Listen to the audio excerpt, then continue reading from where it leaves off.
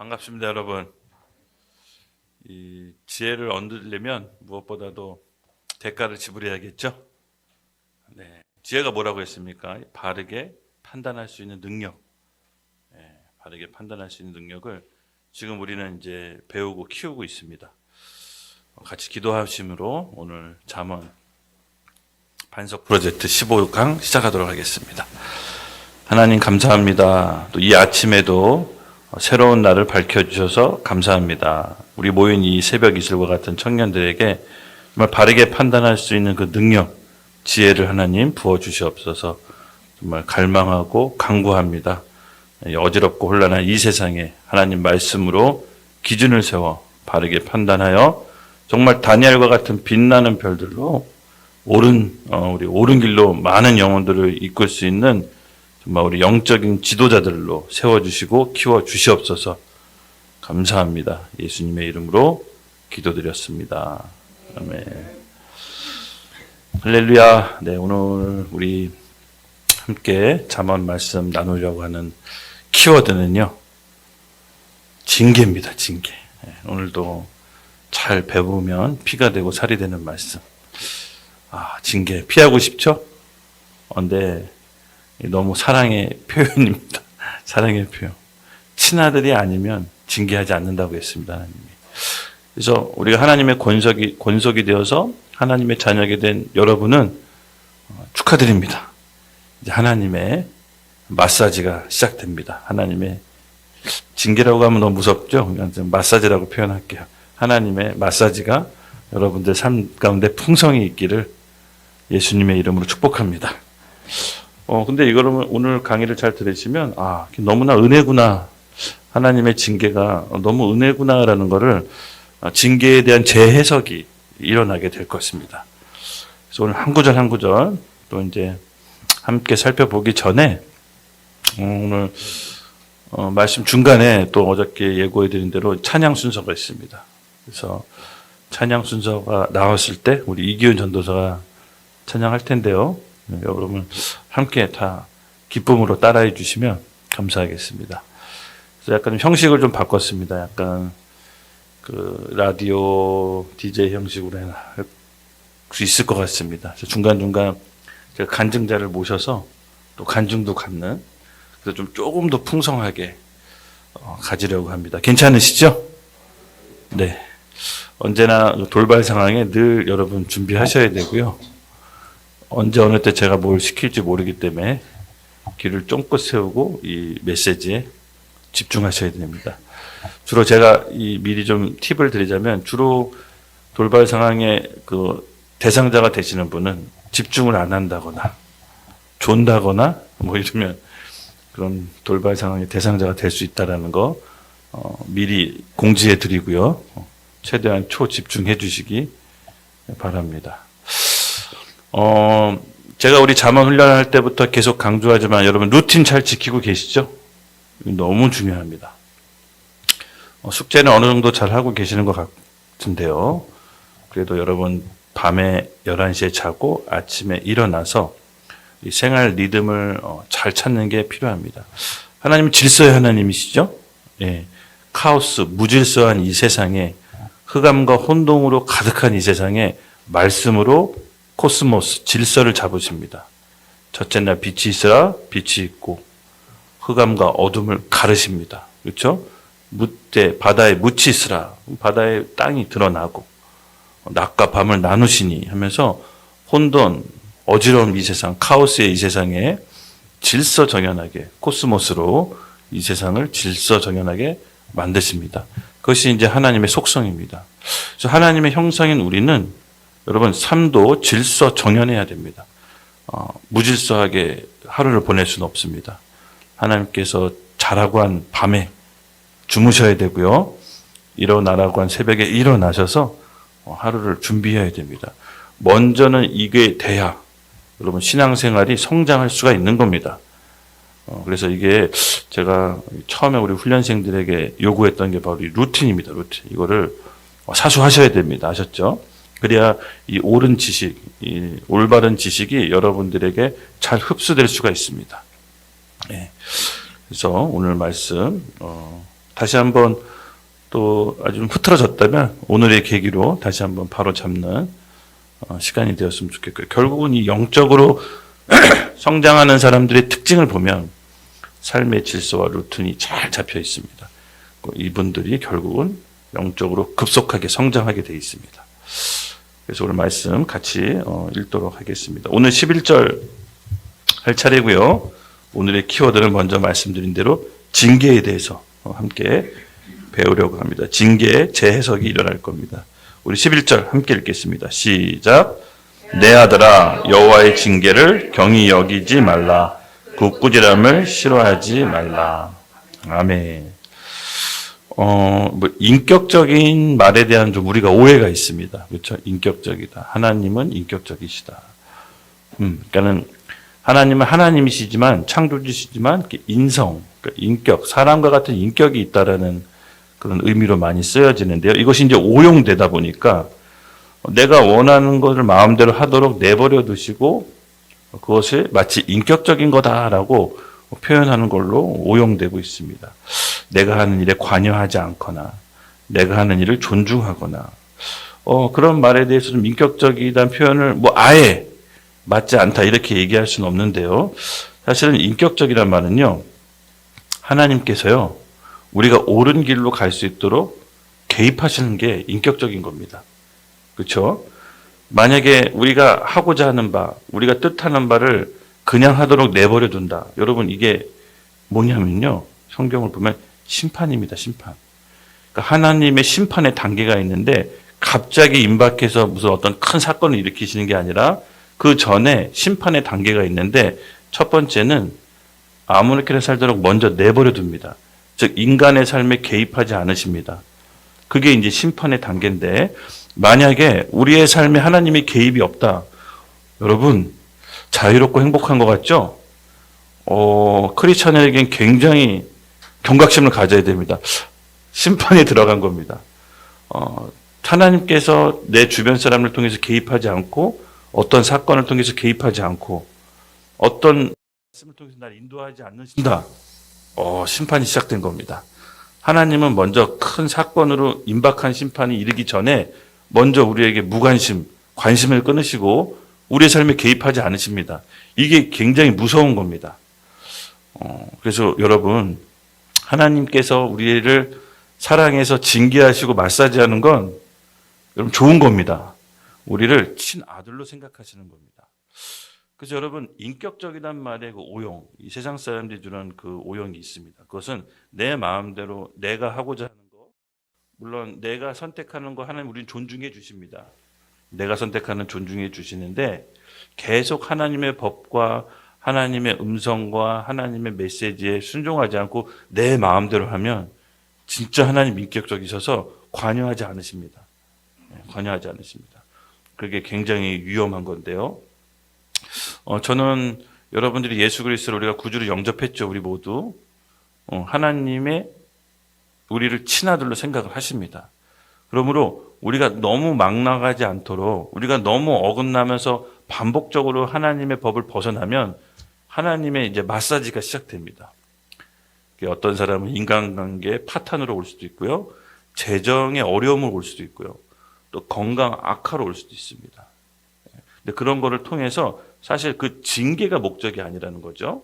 징계를 통해서 하나님과의 벗어난 그 길, 하나님과의 그 틀어진 관계를 다시 원위치로 되돌리라고 하는 하나의 방편으로 징계를 사용합니다. 그래서 징계는 전제 조건이 있습니다. 징계를 아무에게나 내리지 않습니다. 징계의 전제 조건은 뭐다, 여러분? 친아들에게, 하나님의 아들에게만 그 징계를 내리십니다.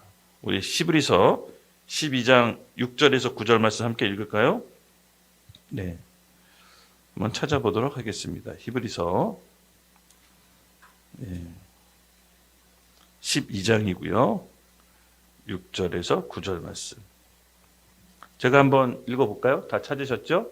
네, 다 찾으셨으면 함께 읽도록 하겠습니다. 시작.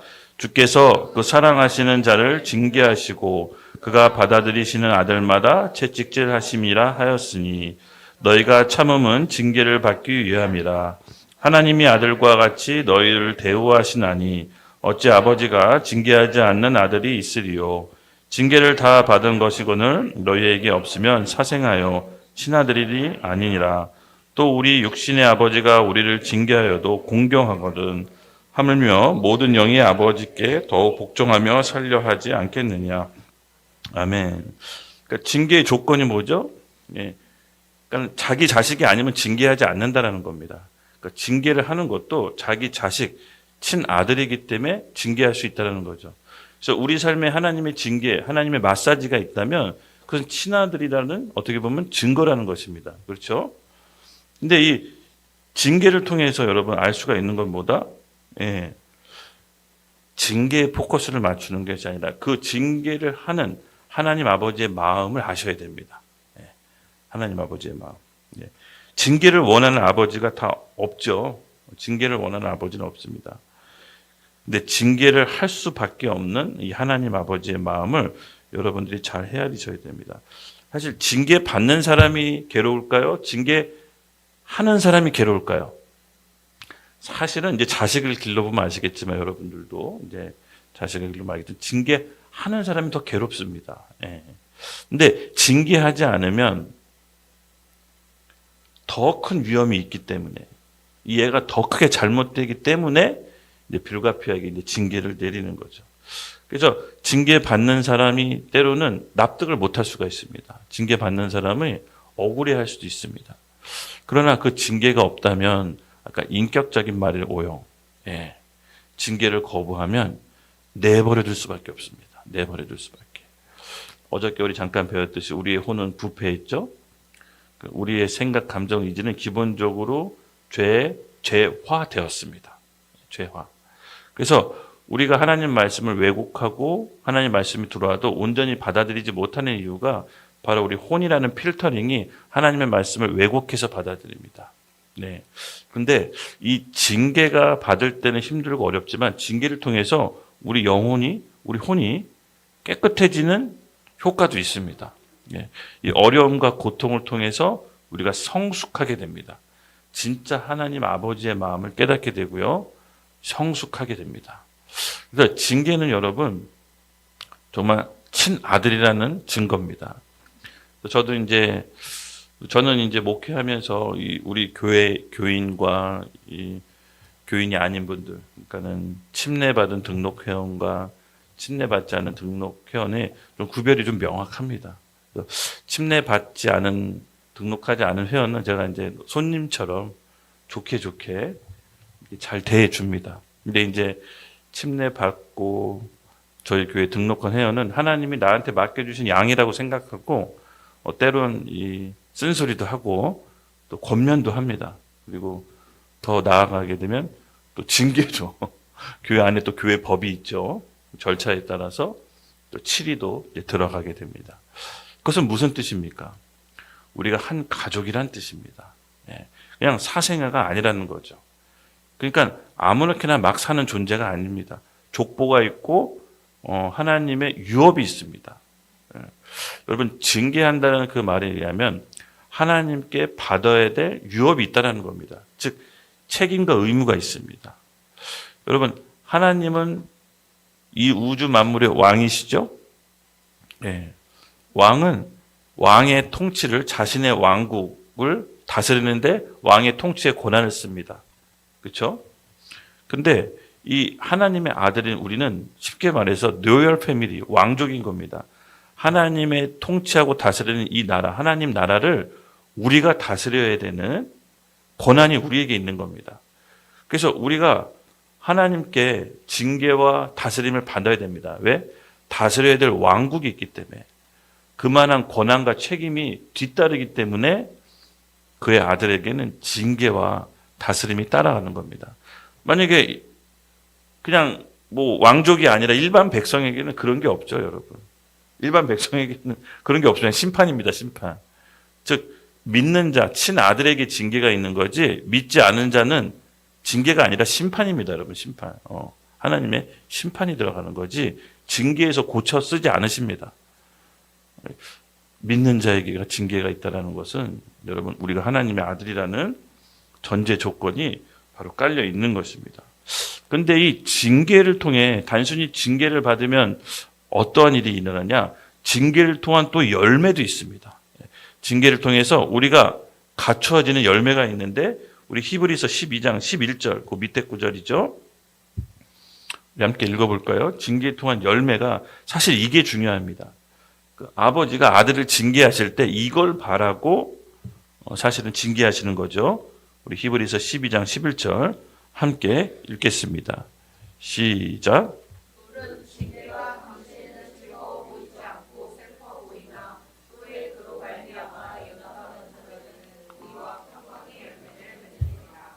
아멘, 아멘. 네. 징계는 당시에는 즐거워 보이지 않고 슬퍼 보이나 그 후에 말미암아 연단받은 자들에겐 어떤 열매가 있다? 의와 평강의 열매를 맺으리라. 사실 하나님께서 이걸 이제 주고 싶으신 거죠. 예. 의와 평강. 한번 제가 설명해 드린 적이 전에 있을 겁니다. 다른 훈련에서 아마 은사학교에서 훈련을 했을 텐데, 의가 뭡니까, 여러분? 의가 물론 법적인 효력, 죄 있는 사람이 죄 없다라는 그 법적인 효력도 있지만 여기서 말하는 의는요 조금 더 깊은 내용입니다. 즉 아까도 얘기했지만 하나님과의 관계가 벗어났을 때 징계를 통해서 하나님과의 올바른 관계로 다시 돌아온다고 했죠. 맞습니다. 여기서 말하는 의도 그런 의미입니다. 그러니까 하나님과의 관계가 벗어난 우리의 상태, 이 하나님과의 온전한 관계가 벗어난 우리 상태를 다시 원래 상태로 돌아오는 게 의입니다. 의. 여러분, 하나님의 능력과 하나님의 생명과 본성이 예수 믿는 즉시 우리에게 있습니다. 믿으시나요? 네, 우리 안에는 하나님의 본성과 생명이 있습니다. 근데 그것을 개발하고 온전히 기능하기 위해서는 올바른 지식과 훈련이 필요하다고 얘기했죠. 그래서 여러분 안에 하나님의 본성과 생명이 있습니다. 근데 이것이 이 포텐셜이 온전히 발현되기 위해서는 많은 훈련 과정이 필요한데 첫 번째 올바른 성경적 지식이 필요하고요. 거기에 대한 믿음과 함께 더불어 여러분의 이 잘못된 감정, 생각, 세상으로 봤던 주입받던 교육, 지식, 여러 가지 사상들이 바뀌어져가는 훈련 과정이 겪어야 됩니다. 이것이 꽤 이제 길어지는데 그랬을 때 우리 안에 있던 감추어진 하나님의 본성과 생명이 막 발현되기 시작합니다. 이게 기능하기 시작합니다. 이것이 이제 교회에서 해야 되는 바로 이제 훈련인 거죠. 그래서 여러분은 여러분 안에 하나님의 본성과 생명이 있습니다. 그것이 왜 발현되지 못하느냐? 일단은 내 안에 하나님의 생명과 본성이 있다는 걸 잘 믿지 못합니다. 믿더라도 내가 지은 죄 때문에 그것을 왜곡되게 생각합니다. 그리고 관념적으로 생각하고 배워서는 알지만 그건 나랑 상관없겠지 이렇게 생각할 수도 있고요. 일단은 믿는다라는 것은 그것을 활용할 수 있는 첫 번째 단계로 들어가는 겁니다. 그래서 이 부분은 성령의 도움이 필요합니다. 우리가 예수 믿는 즉시 우리 안에 하나님의 생명과 본성이 있고 이것을 기능하기 위해서는 이것이 믿어지도록 기도해야 됩니다. 성령께서 도와주셔야 됩니다. 이걸 믿어져야 하나님의 본성과 생명으로 기능할 때 그 훈련이 굉장히 효과적으로 발생합니다. 그래서 여러분들이 이걸 잘 인식해야 됩니다. 그래서 의라는 개념이 너무 중요한데요. 일단 우리가 예수 믿는 즉시 하나님하고 온전한 관계로 회복됐다. 원래 위치로 돌아왔다. 이것이 이제 의에 대한 개념입니다. 근데 이게 왜 중요하냐? 아까도 얘기했지만 하나님의 본성과 생명이 우리를 통해서 온전히 발현되려면 하나님의 통치가 우리를 통해서 이 땅에 발현되려면 이 관계부터가 온전해야 됩니다. 이 관계가 온전하지 않으면 하나님의 능력과 본성이 우리를 통해 통치할 수가 없습니다. 삐뚤어져 있으면. 그렇죠? 당연한 거겠죠? 맞습니다. 그래서 일단은 내가 하나님하고 올바른 위치에 서야 됩니다. 하나님한테 어떤 두려움이나 정죄감이나 열등감이 있는 게 아니라 의의 본성, 하나님의 자녀로서 아버지한테 원하는 걸 요구할 수 있는 그런 온전한 관계, 올바른 관계. 우리 하나가 있죠. 하나가 제 딸, 10살짜리 딸이 있습니다. 다른 사람들 보면은 제 방에 들어올 때 그래도 톡톡 노크하고 전도사님 계신가요? 이렇게 들어가도 됩니까? 하고 이렇게 들어옵니다. 그렇죠? 근데 우리 하나는 그런 게 필요 없이 그냥 문 막 열고 들어옵니다. 때로는 뭐라고 하고 싶지만 왜 그렇습니까? 아빠, 딸이기 때문에. 딸이기 때문에 그냥 들어오는 겁니다. 그냥 들어와도 우리 아빠가 있으니까, 우리 아빠니까. 바로 이런 관계입니다. 우리하고 하나님하고 올바른 관계예요. 아빠한테 친아들로서 온전히 가서 아무 정죄감, 열등감 없이 아빠, 아버지라 부르며 요구할 수 있는 관계. 요 상태가 의로운 관계입니다. 요게 틀어지면, 죄로 인해 틀어지면 하나님의 통치가 우리를 통해서 이루어질 수가 없습니다. 그래서 이 의라는 개념이 너무 중요합니다. 그래서 이 신앙생활을 시작할 때는요, 여러분 이 온전한 의라는 개념 위치에서 시작하셔야 됩니다. 제가 하나님께서 저에게 한번 얘기한 적 있죠. 저에게 예수 믿고 하나님이 저에게 허락했던 축복 중에 하나가 만남의 축복이었습니다. 정말 그 당대 영적 거장들을 만나서 직접 배울 수 있는 축복을 하나님께서 막 열어주셨거든요. 제가 아무것도 아닌데 그런 엄청난 영적인 거장들을 만나게 해주시고 직접 듣고 배울 수 있도록. 근데 제가 좀 쇼킹했던 것은 정말 엄청난 영적인 비밀이 있는 줄 알았는데 그런 게 아니었어요. 그분들의 특징은 뭐냐면 너무 순수하고 말씀을 있는 그대로 실제로 믿으시더라고요. 그러니까 내가 너무 복잡하게 믿는다라는 걸 제가 알고 쇼킹했습니다. 아, 내가 말씀을 너무 복잡하게 이해하려고 했구나. 그분들은 말씀을 있는 그대로 어린아이처럼 받아들이고 실제로 믿음을 부리는 거 보고 와, 제가 충격을 받았습니다. 너무 내가 왜 꽈서 생각했지? 그분들은 말씀을 있는 그대로 믿는구나.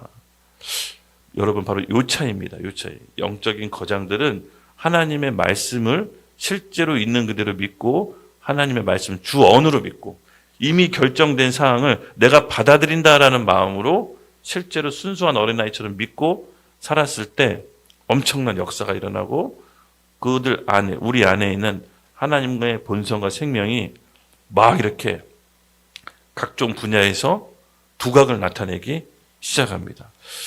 결국은 우리 안에 있는 하나님의 본성과 생명이 발현되지 못하는 첫 번째 이유, 하나님하고 우리의 관계가 어떤 관계인지 잘 몰라요. 늘 죄인이고 늘 두렵고 피해 다니고 도망 다니고 뭐 좀 잘못하면 징계할까. 물론 징계도 하신다고 했지만 그러니까 이런 관계도 있어야 되지만 하나님을 경외하는 것도 있어야 되지만 아까 다 하나의 또 축이 있다고 했죠. 하나님 안에서 온전한 아들로서 그렇죠? 하나님 앞에 언제나 올바른 관계로서 친아들로서 요구할 수 있는 관계 또한 필요합니다. 그래서 이 두 가지 축 긴장 관계에서 우리 신앙생활이 유지돼야 됩니다. 하나님을 경외하는과 동시에 내가 아들로서 하나님께 언제나 갈 수 있다. 예. 그 두 긴장감 사이에 우리는 있어야 됩니다. 그래서 여러분들이 잘 그 의에 대한 파트, 또 의에 대한 개념은 제가 뭐 이렇게 설교 시간에나 은사학교 훈련할 때 한번 자세히 다룬 적이 있습니다. 한번 그 메시지도 한번 들어보시면 좋을 것 같습니다. 은사학교 메시지. 그래서 이 의에 대한 관념이 여러분 명확히 있어야 하나님의 통치와 능력이 우리를 통해서 쫙 발현될 수가 있습니다. 예. 하나님은 우리를 왕으로 그의 하나님 나라의 권속으로 물려받을 왕자로 공주로 우리를 다스리고 트레이닝 하십니다. 일반 백성이 아니라는 거죠. 여러분들 이런 거 잘 이해하신다면 징계가 처음에는 괴롭고 고통스럽고 꾸지람처럼 보이지만 결국 그것을 통해서 하나님과 벗어난 이 관계, 하나님과 이 벗어난 관계를 올바른 위치로 되돌리기 위한 자녀를 향한 하나님의 사랑이다. 이렇게 생각을 하시면 됩니다. 징계가 왔다. 내가 어떤 부분에 있어서 하나님과의 관계에 벗어났나? 내가 뭐 때문에 하나님과 관계가 멀어졌나? 요거를 다시 한번 점검해 보시기 바랍니다. 그러면 다시 온전한 관계로 돌아오면 하나님께서 징계를 또 멈추십니다. 근데 이 징계를 뭘로 오냐? 징계가 뭘로 올까요? 아까도 얘기했지만 건강상으로도 오기도 하고요. 재정적인 어려움으로도 오고 인간관계 파탄 또 다른 여러 가지 당연히 해야 되는 승급이 있는데 승급을 못한다든가 뭐 이런 여러 가지 일로 옵니다. 근데 이게 다 하나님께서 다스리시는 겁니다. 예. 그래서 이 축복과 여러 가지 복도요, 사실은 하나님의 자녀이기 때문에 허락되는 부분도 있지만 우리의 죄로 인해서 막히는 부분도 있습니다. 그래서 그거는 좀 나중에 좀 세심하게 좀 다루도록 하겠습니다. 이게 연결이 돼야 됩니다. 연결이 돼야 됩니다. 다 이유가 있습니다. 다 이유가 있습니다. 우리 12절 이어서 함께 읽겠습니다. 시작. 그 사랑하시는 자를 징계하시기를 마치 아비가 그 기뻐하는 아들이 징계함 같이 하시니라. 아멘. 아멘. 맞습니다. 성경은 사랑하는 아들에게 징계한다고 합니다. 그렇죠? 네, 아무나 징계하지 않죠. 네, 우리가 잘못했을 때 하나님의 사랑의 수단으로 징계를 쓰시는 겁니다. 우리를 더욱 성숙하게 만들죠. 네. 그래서 일단은 여러분, 징계가 왔다, 뭔가 어려움이 왔다 싶을 때 그 시간을 잘 통과하십시오. 그러면 어떤 열매가 맺는다? 하나님과 올바른 관계가 돌아오는 의와 평강. 이 평강이라는 것은 그냥 내 마음이 평온한 이 정도가 아니라 삶의 질서가 잡힌다는 겁니다. 그동안 무질서한 삶의 여러 가지 안 좋은 열매들이 잡히기 시작합니다. 이 징계를 통해서 나의 삶 속에, 내 무질서한 삶 속에 피어있던 여러 가지 열매들이 여러분 사라지기 시작합니다. 그게 잡혀서요, 불필요한 에너지가 소모가 안 되게끔 질서 정연하게 잡히는데 이거를 평강이라고 합니다. 평강. 그래서 의와 평강의 열매를 징계를 통해 얻게 됩니다. 그래서 저는 좀 이렇게 권해드리고 싶습니다. 가끔 징계 받는 것도 나쁘지 않다. 하나님은 시험 당하지 못할 시험 주시지 않는다 그랬죠. 되게 감사한 게 여러분 각자가 꼭 감당할 수 있는 징계를 주세요. 근데 중요한 게 있습니다. 내 편에서 해야 될 거. 피하시면 안 돼요. 피하시면 안 돼요. 그걸 만약에 피하면 시간이 지나서 똑같은 사건으로 비슷하게 또 와요. 어쩌면 더 크게 와요. 이제 시간이 지나면 깨닫습니다. 아, 그때 피하지 말걸.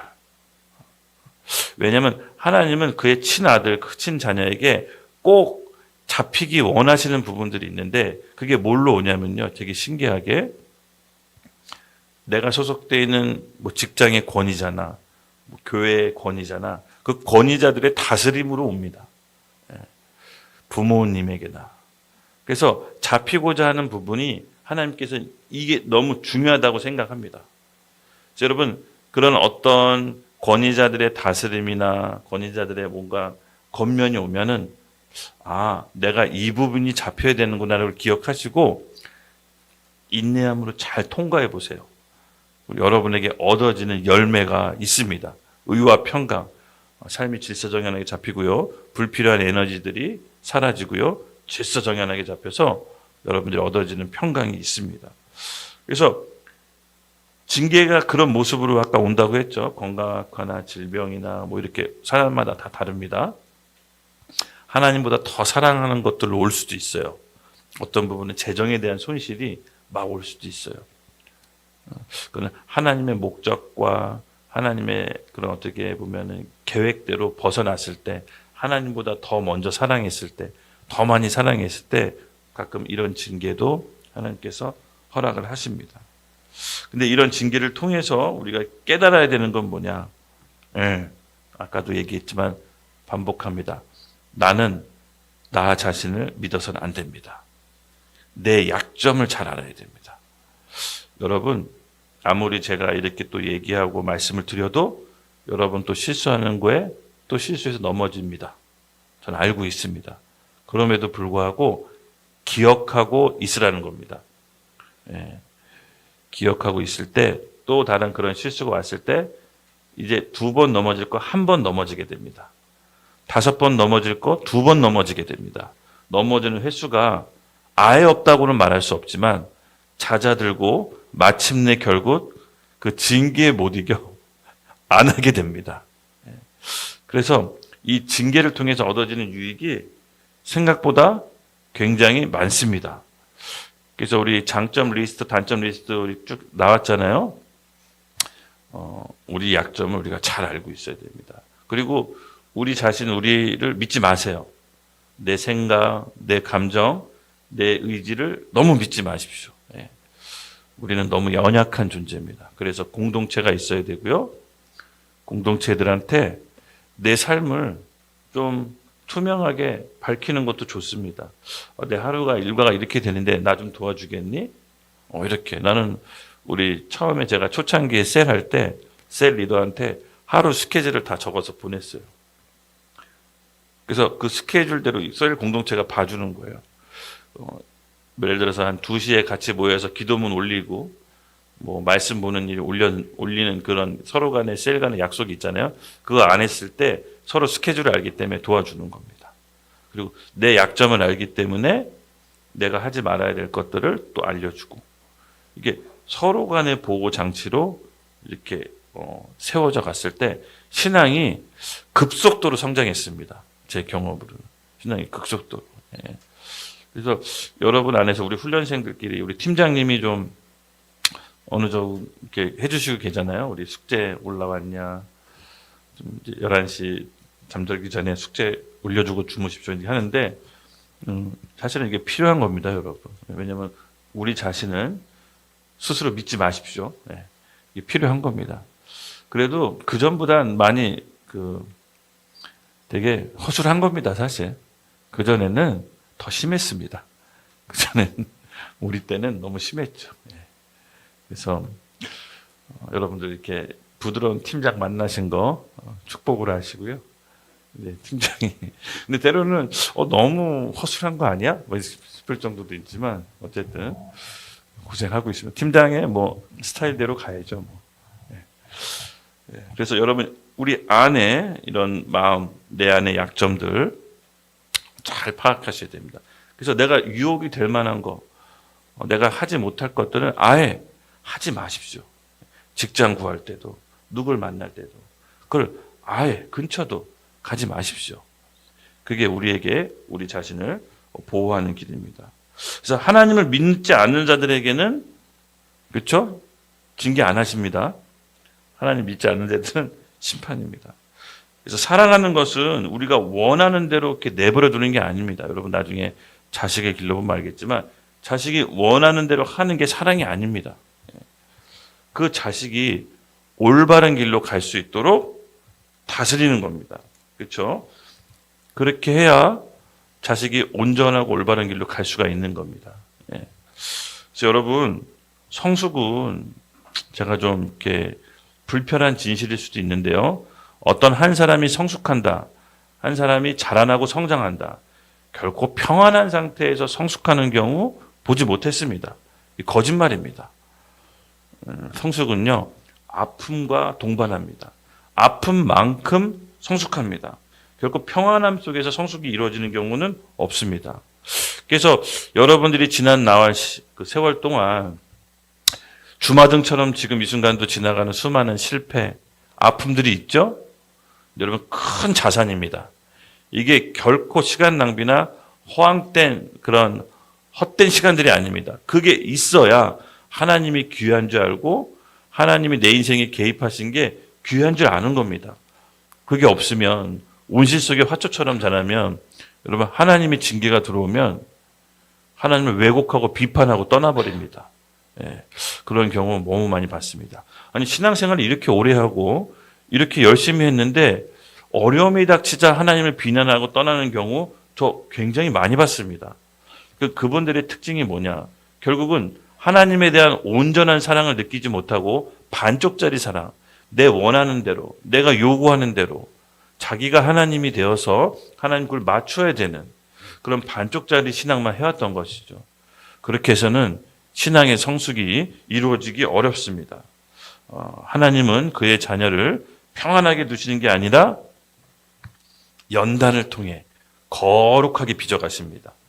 하나님의 나라를 이끌 수 있는 하나님의 어떻게 보면 왕의 왕국의 왕자 공주로서 거룩하게 빚어가서 하나님의 나라가 우리를 통해서 이 땅 가운데 통치할 수 있도록 우리를 훈련시키는 겁니다. 왕국의 왕들, 세자들 일반 교육하고 다른 교육을 받잖아요. 그렇죠? 엄청난 트레이닝을 받습니다. 왜냐면 왕국을 다스려야 되기 때문에 그냥 일반적인 교육을 받지 않습니다. 여러분 하나님 나라의 왕족이라는 거, 킹덤 패밀리라는 거 좀 믿으시나요?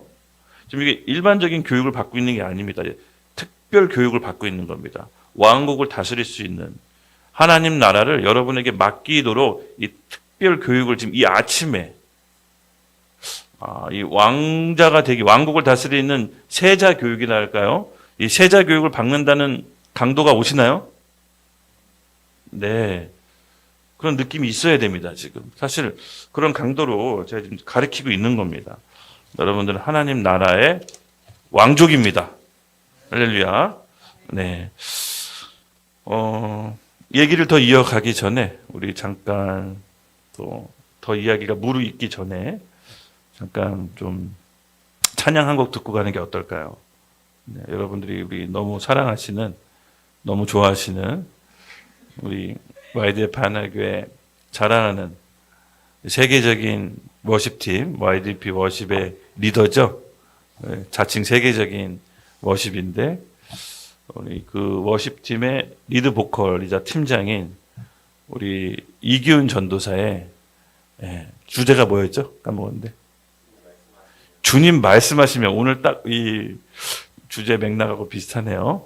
주님 말씀하시는 한 곡 듣고 우리 다시 말씀 또 이어가도록 하겠습니다. 준비되셨나요? 네. 우리 세계적인 워십, YDP 워십의 리드 보컬이자 팀장인 이기훈 전도사 모실 때 큰 박수로 환영해 주십시오. 주님 말씀하시면. 우!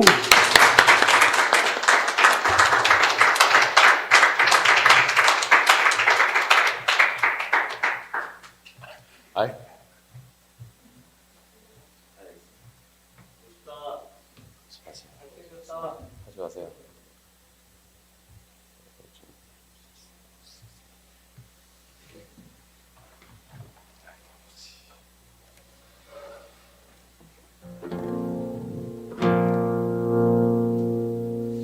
하나, 둘, 셋.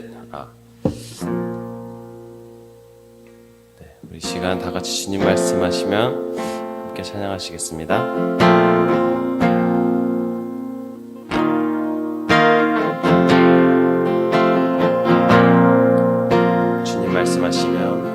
주님 말씀하시면 내가 나가리다.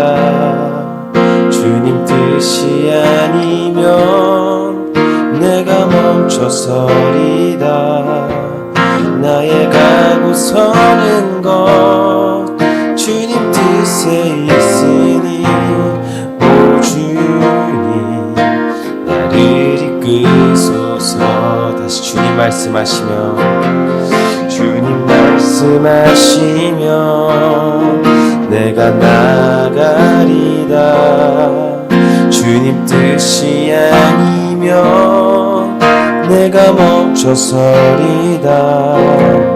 나의 가고 서는 것 주님 뜻에 있으니 오 주님 나를 이끄소서.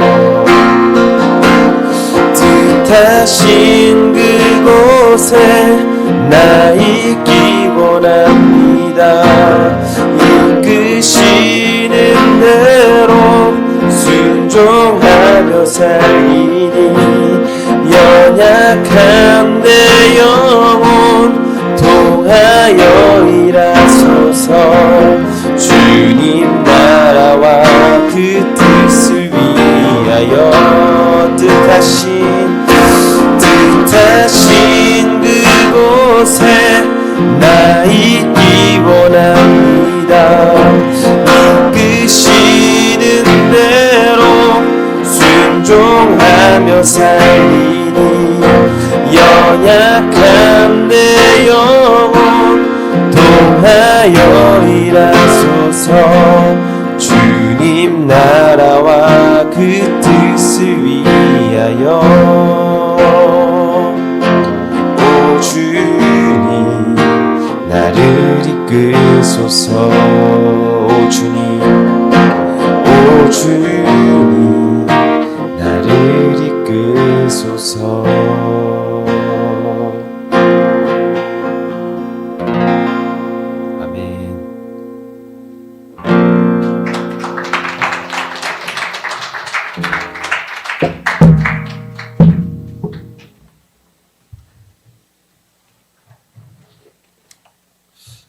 네. 아이고, 너무 잘 들었습니다. 너무 은혜롭죠? 네.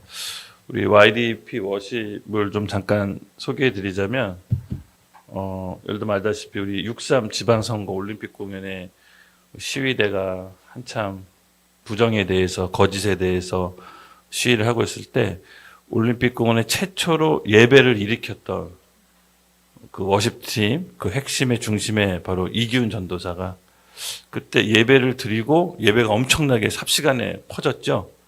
약간 길을 낸 그런 전력을 갖고 있는 팀입니다. 어마어마한 팀입니다. YDP 워십팀 기억해 주시고요. 네. 내일 또 찬양 기대되네요. 내일 그거 하면 어떨까요? 신청곡 해도 되나요? 갑자기 생각나는 게 있는데 웨이메이커, 길을 내시는 주. 네, 한번 신청해도 될까요? 신청곡 미리 좀 받을게요. 그래서 신청곡을 좀 신청해 주시면 좋고. 여기서 잠깐, 네, 아보카도님, 아멘. 잠깐, 우리, 아멘으로 화답해 주셔서 내일 웨이메이커, 부탁드리겠습니다.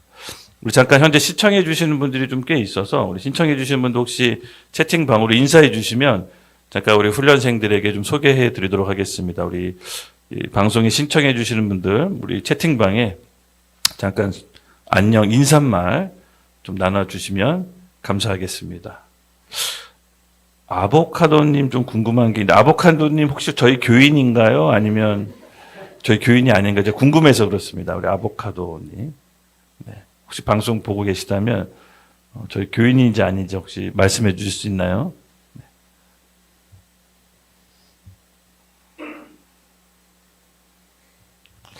매일 시청해 주시는 것 같아서, 네네. 네.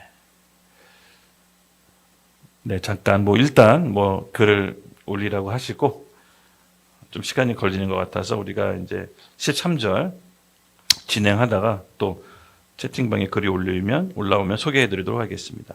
우리 13절 같이 함께 읽겠습니다. 시작. 지혜를 얻는 자와 명철을 얻는 자는 복이 있나니. 아멘. 아멘. 이 세상에서 말하는 복과 이 잠언에서 말하는 복은 현격한 차이가 있습니다.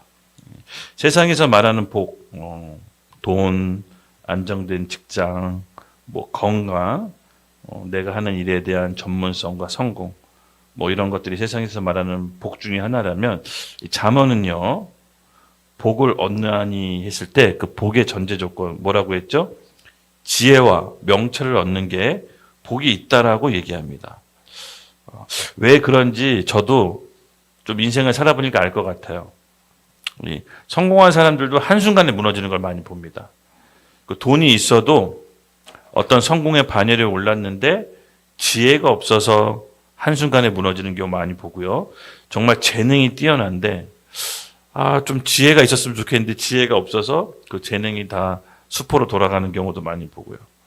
결국은 무엇이 복이냐, 인생을 살아보니까 무엇이 복이냐, 이 세상 기준에서 보면 잘 살고 성공하고 돈 많이 버는 게 복된 인생이라고 볼 수 있지만 하나님 앞에서 우리가 배운 지혜는 뭐죠? 바른 판단력, 올바르게 판단할 수 있는 능력이 오늘 우리 잠언을 배우는 이유라고 봅니다. 그것이 이제 지혜인 거죠. 즉 올바른 판단할 수 있는 능력은 뭐로부터 나온다? 하나님의 말씀. 그 기준이 있어야 여러분들이 앞으로 누리고자 하는 성공을 지켜낼 수가 있습니다. 그래서 여러분 지혜 없는 성공은요 오히려 나에게 독이 되고 저주가 될 수가 있습니다. 그래서 이 잠언의 말씀은 지혜를 얻는 자와 명철을 얻는 자는 복이 있다라고 얘기합니다.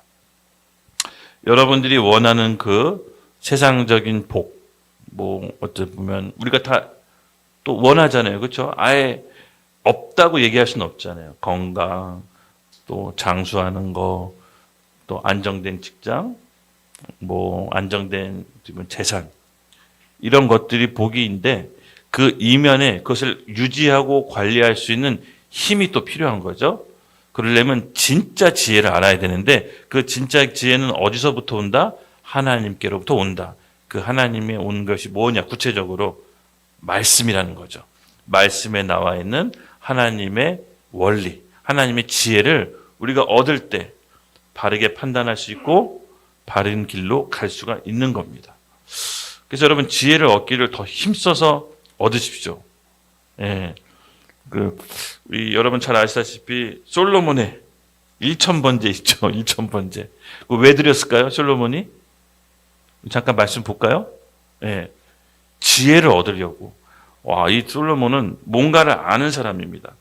우리 열왕기상, 예. 3장 5절부터 12절 함께 찾아보겠습니다. 열왕기상 3장 5절부터 12절. 이 솔로몬이 지혜를 얻기 위해서 무슨 일을 벌였는지 함께 잠깐 읽어볼까요?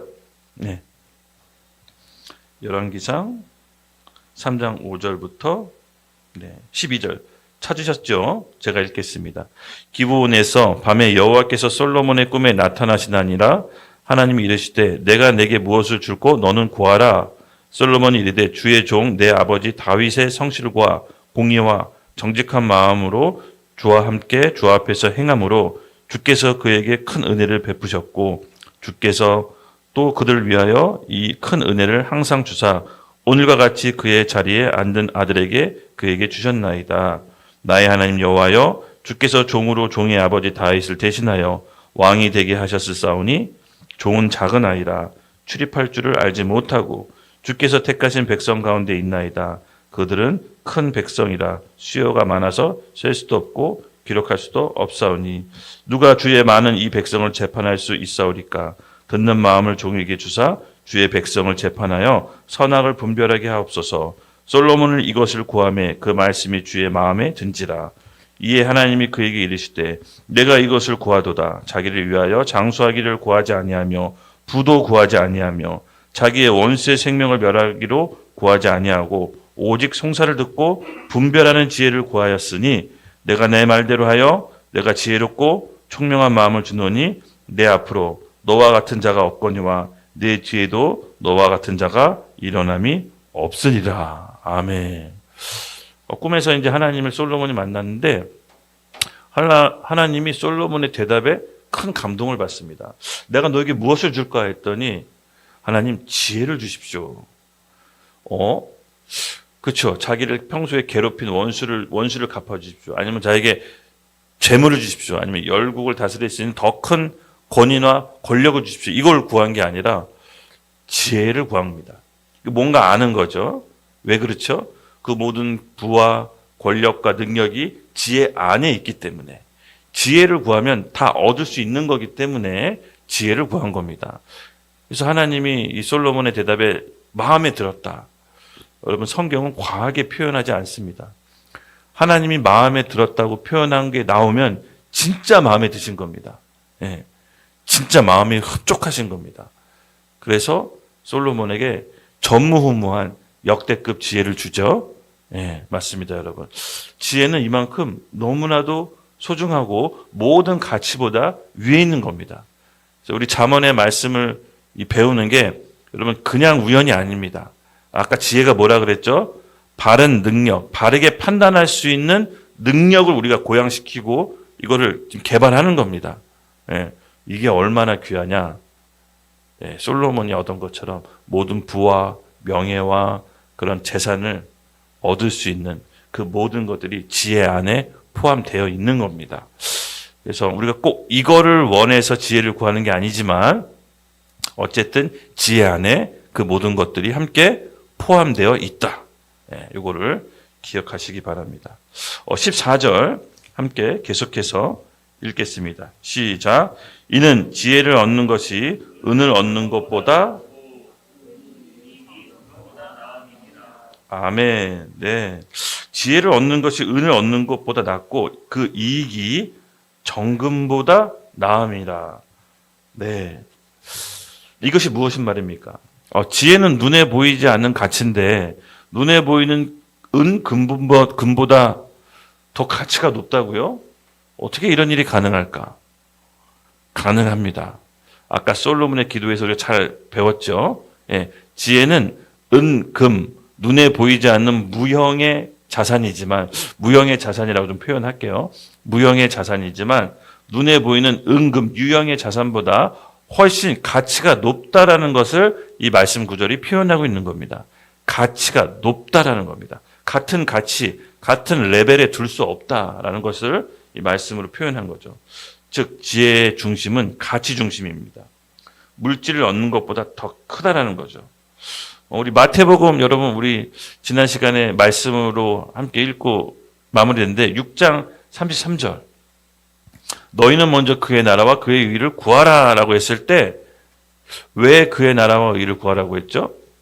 그 전에 말씀 구절 쫙 읽어보면 너희가 무엇이 필요할지 입는 거, 자는 거, 먹는 거 들의 백합화를 봐라. 솔로몬의 영광도 그 꽃만도 못했다.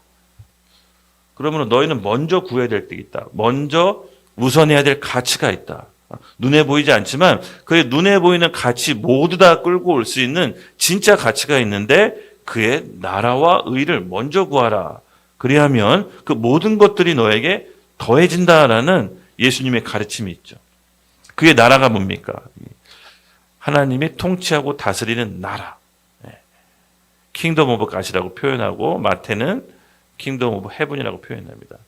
아까 제가 얘기했지만 그 하나님이 통치하고 다스리는 나라를 하나님께서 우리에게 주길 원하십니다. 그러려면 하나님의 의가 필요합니다. 그의 나라와 의를 구하라고 했죠. 의가 뭐라고 했죠? 하나님과의 올바른 관계. 그래서 하나님의 나라를 우리에게 주고 싶으면 우리가 하나님과 올바른 관계에 있어야 됩니다. 그래서 그의 나라와 의를 먼저 구하라는 겁니다. 이제 이해되셨죠? 네. 제가 이 말씀 한 구절을 깨닫기 10수년이 걸렸습니다. 정말로. 아마 모르겠어요. 그냥 내 생각일 수도 있는데 그의 나라와 의를 구하라를 제대로 해석하는 사람 나밖에 없는 것 같아요. 내가 혼자 그렇게 생각할 수도 있습니다. 근데 이렇게 설명한 사람 전 들어보지 못했습니다. 제가 이거를 깨지면서 피부로 깨지면서 하나님께서 알려주신 거거든요. 그의 나라가 뭐고 의가 뭔지 알아야 구하지 않습니까? 그러니까 입는 거, 자는 거, 먹는 거 다 해결해 주는데 안 구할 이유가 없잖아요. 그런 물음으로부터 20대 후반에 시작한 겁니다. 이 말씀이. 깨닫기로는 40대에 깨달았지만 그 물음이 그 20대에 시작이 된 겁니다. 너무나도 중요한 말씀 같은데 예수님, 이 신약 성경에 보면 예수님의 말씀을 빨간색으로 표기되어 있죠. 신약 성경의 예수님 말씀 빨간색을 제가 이걸 다 외우고 싶어서 왜냐면 예수님 말씀하는 게 너무 중요하잖아요. 성경 기록의 목적이 뭐죠? 예수를 그리스도로 믿는 것. 그렇게 믿어서 영생 얻는 게 성경 기록의 목적이라고 했습니다. 네. 그리고 예수님께서 이 구약의 선지자들의 예언과 모든 선지서들의 내용이 누굴 위해 가르치냐? 바로 예수님 자신을 위해 가르친다라고 합니다. 그래서 모든 성경의 결론이 예수님이죠. 그래서 예수님 말씀이 너무 중요하죠. 여러분 수많은 유튜브에 많은 강해 설교와 내노라한 설교들이 있는데 여러분 이거 하나 기억하십시오. 다 중요하고 배울 만한 가치가 있지만 성경 기록의 목적이 뭡니까? 예수님을 그리스도로 믿어 영생 얻게 하는 게 성경 기록의 목적이라고 요한복음 20장 31절에 나왔습니다. 여러분 선악과가 사과할까요? 복숭아일까요? 선악과의 선악이 창세기 나온 선악과 사과일 것 같다는 사람 한번 손 한번 들어주시죠. 사과일 것 같다. 한 분, 두 분, 두 분. 아니다, 복숭아에 좀 가깝다 하시면 복숭아 두 분. 근데 소연이는 사과, 복숭아 다 들었어요? 간지러워서. 네. 만약에 성경 기록의 목적이 선악과가 사과인지 복숭아인지를 밝혀야 된다면 이거에 목숨 걸겠습니다. 그러나 성경은 성경 기록의 목적이 사과인지 복숭아인지 언급이 안 돼 있습니다. 그러니까 여러분 성경 보실 때 잘 보십시오. 아담과 하와 자손 누구죠? 노아, 그렇죠? 노아가 흑인일까요? 백인일까요? 황인종일까요?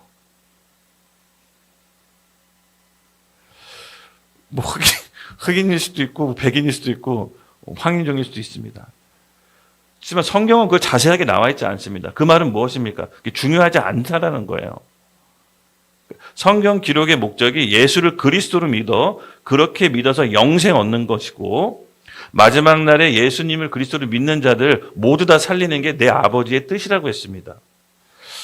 요새 이제 뭐 성경의 여러 가지 강해나 설교 들어보면은 유대인 절기도 지켜야 되고 모두 공부해야 되고 뭐 많이 나온다. 그러나 여러분 잊지 마십시오. 성경 기록의 목적을 알아야 됩니다. 만약에 선악과에 나오는 그 과일이 복숭아가 성경 기록의 목적이다 그러면 그거 우리 복숭아 선악과 발굴하러 다녀야 됩니다. 지금 막 그게 목적이니까 그거 아래 영생을 얻습니까? 그게 아니라는 거죠. 그렇죠? 중요한 게 아니라는 거죠. 그래서 중요한 걸 먼저 하면 나머지를 알게 되는 겁니다. 그렇죠?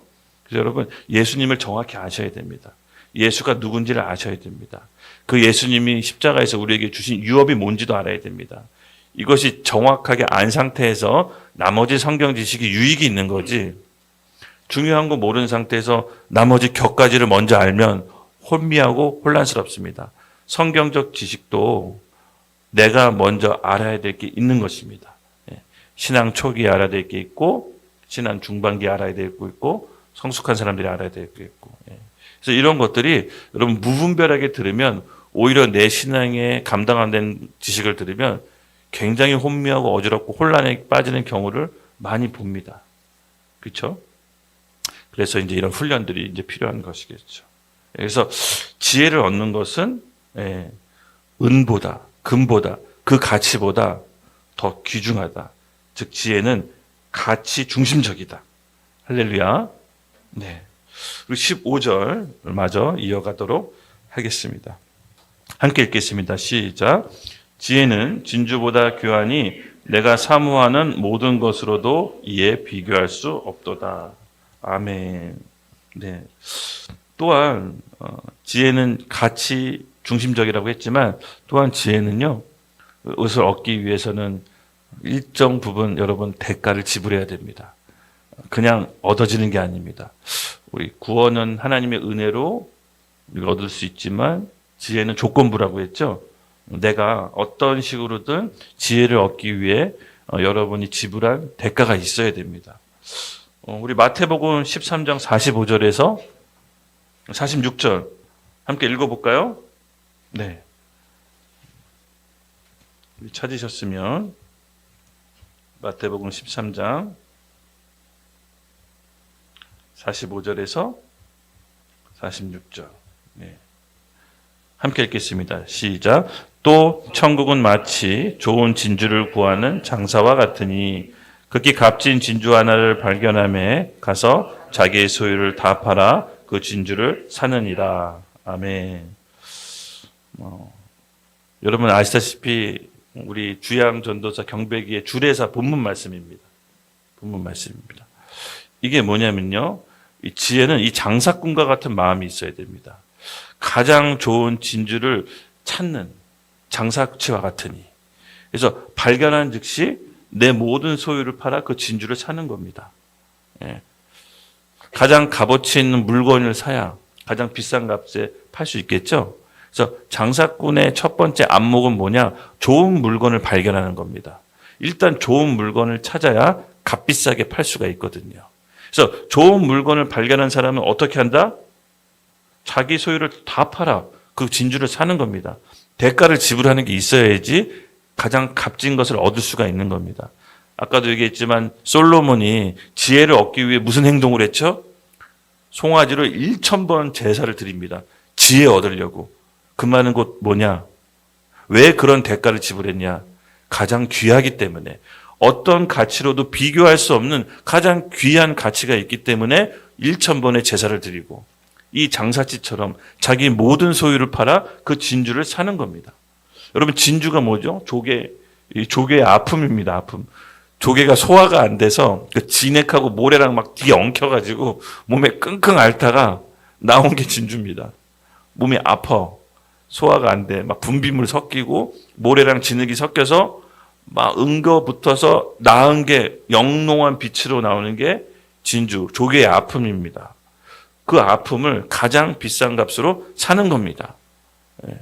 배우자를 발견할 때도 이렇게 발견하라고 제가 우리 주례사에다 이 본문 말씀 든 건데, 둘은 그 진주를 발견한 것처럼 이제 배우자를 발견한 것이죠. 세상 사람들은 모르지만, 세상 사람들은 그 가치를 모르지만 당사자는 알 수 있는 가치, 자기 눈에는 보이는 그 진주. 예. 마찬가지입니다. 여러분, 지혜는 바로 이와 같은 것입니다.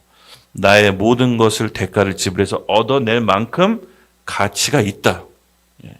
그래서 여러분 삶 가운데 어떤 대가 지불하지 않고 지혜를 얻는다? 불가능합니다. 예. 여러분, 돈을 벌기 위해서 직장에서 내 노동력이라는 대가를 지불하잖아요. 그렇죠? 어떤 좋아하는 사람을 또 만나서 결혼하기 위해선 나의 시간과 에너지라는 대가를 지불합니다. 근데 하물며 하나님, 이 하나님을 얻는 지혜를 우리는 너무 가볍게 얻으려고 하지 않았나? 너무 값싸게 얻으려고 하지 않았나? 그렇죠? 인생의 수많은 징계와 아픔과 고통을 동반해서 얻어지는 이 지혜는 조개의 아픔을 겪고 낳은 진주와도 같은 겁니다. 들을 만한 사람에게 이 진주를 주고 싶은 게 아버지의 마음이죠. 하나님이 뭐라고 그랬습니까? 예수님이 진주 목걸이 돼지 목에 걸어주지 말라. 어울리지 않는다. 그 돼지는 아무리 좋은 진주를 걸어줘도 그게 값비싼지 모릅니다. 근데 그런 사람들이 있다라는 겁니다. 그런 사람들에게 진주를 걸어주지 말라. 값진지를 모른다라는 거죠. 이게 아버지의 마음입니다.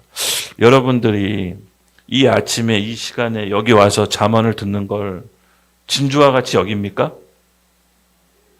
한번 양심이 있으면 얘기해 보십시오. 왜 아멘이라고 대답을 못합니까? 진주와 같이 여깁니까? 네, 조금 더 자신 있게 해보십시오. 진주와 같이 여깁니까? 할렐루야. 네, 우리 소연자매 가장 크게 외쳐서 감사하고요. 맞습니다, 여러분. 이게 너무나도 소중해서 내 걸 다 던질 만큼 대가를 지불하셔야 됩니다. 저는 그랬을 때 여러분에게 하나님이 큰 은혜 주시리라 믿습니다. 지혜는 어떤 옵션이나 장식품이 아닙니다. 하나님의 가장 귀한 보물을 지금 우리에게 주시기 위해 준비하고 있습니다. 아버지가 누구에게나 지혜를 주실까요? 아니죠. 예. 감당할 만한 아들에게 그 지혜를 주십니다. 그리고 징계라는 아이템을 통해 검증하십니다. 검증. 아, 나의 지혜를 받을 만한가 검증하십니다. 그래서 여러분, 우리 청년들에게 제가 꼭 당부드리고 싶은 말은 내가 원치 않는 상황이 오더라도, 내가 어려운 상황이 오더라도 인내하십시오. 진주를 얻게 될 겁니다. 견디면 다이아몬드가 되고 못 견디면 스스로 끝나버립니다. 불타서 끝나버립니다. 견디십시오. 하나님이 여러분들을 가장 귀한 진주로 영롱하게 빚어 가실 겁니다. 그래서 여러분 기도할 때 그렇게 기도하세요. 주님, 제 인생에 제가 진주를 낳기 위해, 지혜를 얻기 위해 제가 어려움과 고통이 오더라도 그것을 잘 견뎌낼 수 있도록 인내와 충성할 수 있는 마음을 주십시오. 모든 상황을 우리 하나님이 허락하셨음을 믿습니다. 결국 저에게 가장 값진 걸 주실 줄로 아버지 저는 믿습니다. 주님, 저에게 감당할 수 있는 힘을 달라고 기도하십시오. 예, 기도하면 하나님이 그런 상황을 희한하게 만들어 주십니다. 만들어 주십니다. 그럴 때 여러분 피하지 말고 기도함으로 이 과정이 끝나면 나는 영롱한 진주, 가장 값비싼 진주로 변해 있을 거다라고 여러분 기억하십시오. 제가 인생에 있어서 가장 후회되는 게 있습니다. 그것이 뭐냐? 하나님께서 허락하신 길을 피한 게 전 가장 후회스럽습니다. 근데 나중에 몇 차례 알았습니다. 가장 좋은 거 주시려고 허락한 거였구나. 나중에 깨달았습니다. 그래서 웬만한 고통, 웬만한 이 허락된 길은 이제 피하지 않습니다. 예. 묵묵히 충성되게 걷다 보면 하나님께서 가장 좋은 거 준비해 주십니다. 이걸 안 사람, 이걸 맛본 사람이 누릴 수가 있는 겁니다. 할렐루야. 머리로 이해하는 게 아닙니다. 그걸 계산해서 가는 게 아닙니다. 그건 이미 틀린 겁니다. 이해해서 믿으면 누가 못 믿습니까? 그건 믿음이 아닙니다. 자기가 이해해서 납득해서 간 거죠. 믿음이란 이해할 수 없기 때문에 믿는 겁니다. 하나님의 선하심을 믿고 믿음의 도전을 하시는 우리 잠언 훈련생 YDP 하나교회 식구 되길 예수님의 이름 축복합니다. 제가 지금 되게 제 자랑할 거 진짜 너무 많은데 아낄게요. 저 지금 되게 엄청난 일이 벌어지고 있습니다. 나중에 발표할게요. 교회 광고 시간에. 왜 이렇게 됐을까요? 왜 IQ 96짜리가 왜 이렇게 됐을까? 하나님의 본성과 생명이 우리 안에 있는 겁니다. 그것을 우리 생각과 여러 가지 우리 고정관념 막으면 안 됩니다. 그러려면 어떻게 된다? 최대한 부서지고 깨져야 된다. 하나님이 허락하신 거 부서지고 깨지십시오. 아무 생각이, 좀 속된 말로 얘기하지만 별 생각이 없어야 돼. 너무 계획이 많고 너무 생각이 많으면 하나님이 역사할 수가 없어. 약간 바보가 돼야 돼. 주여 하고 그냥 빚으소서, 토기장이여 빚으소서. 그런 마음이 약간 필요합니다, 여러분. 아셨죠? 예. 여러분들이 너무 젊어서 저는 부럽습니다. 예. 잘 할 수 있을 거라고 믿습니다. 우리 아보카도님이 네, 우리 말씀을 주셨는데, 교인은 아닙니다. 지방에 살아서 매우 아쉽습니다. 올공 예배 한번 가셨습니다. 왜 아보카도님, 아유, 감사하고 귀합니다. 또 멀리서 매번 이렇게, 참석해 주셔도요. 그렇죠? 매번 있으세요. 우리 아보카도님 이 방송 보고 계시다면 댓글로 주소 한번 보내주십시오. 제가 우리 잠언 수련생에게 위해 제작한 전신갑주 티 하나 보내드리도록 하겠습니다. 네. 저 지금 시청해주고 계신 분들, 나는 이 훈련을 계속 들었다. 그런 분들 댓글창에 주소 올려주십시오. 제가 전신갑주 티 보내드리겠습니다. 굉장히 아름다운 티입니다. 센시티브 하고요. 네, 감사하고요. 기도하고 마무리하도록 하겠습니다. 오늘 조식은 어저께 우리 광고한 대로 운동 팀장님이 냉면 쏘는 건가요? 아니면 냉면 먹자고 권한 건가요? 와. 네, 오늘 아침 조식은 가장 비싼 냉면집을 알고 있거든요. 50년 전통의 영등포 최고, 50년인 줄 알았더니 60년이라고 해요, 사장님이. 50년이라고 했더니 기분 나빠하시더라고요. 60년입니다, 이러시더라고요. 우리 60년 전통의 냉면집 가도록 하기 힘이 납니다. 기도하겠습니다. 팀장 잘 만난 것 같아요. 기도하겠습니다. 하나님 감사합니다. 오늘 이 아침도 잠언 말씀으로 우리의 삶의 기초를 세웁니다. 가장 좋은 길로 우리를 이끌어 주시고 인도하여 주시옵소서. 특별히 여기 모이는 우리 훈련생들 하나님 지혜 주시고 능력 주셔서 좀 하나님께서 가장 좋은 길로 이끌어 주시기를 원합니다. 성령 하나님 이들을 붙잡아 주시고 인도하여 주시옵소서. 감사하며 예수님의 이름으로 기도드렸습니다. 아멘. 고맙습니다.